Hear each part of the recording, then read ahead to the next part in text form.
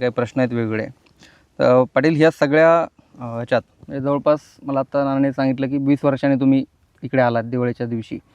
तर काय भावना आहे गावात दिवाळीच्या दिवशी 20 वर्षांनी गावात दिवाळी होते? आपलं गावाशी तर खरं नातं असतं. जो गाव दुःखी वेदना असणारे लोक विसरतो तो नाही टिकू शकत.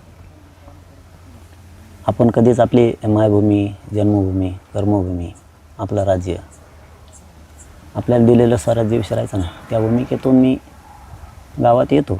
आज अचानकच आलो आम्ही, काय नियोजित नाही, काय नाही. अचानकच आलो आणि गावकऱ्यांच्या सगळ्यांची भेट घेतली दिवाळीच्या निमित्तानं. त्यांनाही शुभेच्छा दिल्या. तुम्हालाही खूप शुभेच्छा. महाराष्ट्रातल्याही सगळ्या जनतेला दीपावलीच्या उद्या मनापासून खूप खूप शुभेच्छा. दिवाळीच्या शुभेच्छांसाठी धन्यवाद. पण 20 वर्षांपूर्वी तुम्ही इकडची दिवाळी तुमची कशी असायची? शेतकऱ्याच्या घरात काय असते? समाधान म्हणायचं फक्त, आणि कष्टानं भरलेलं जीवन जगायचं. एवढंच गावखेड्यातल्या लोकांच्या नशिबी आहे. सुख कधी आमच्या शेतकऱ्यानं कधी सुख ही गोष्ट नाही बघितली. व जीवन खडतळ गेलं.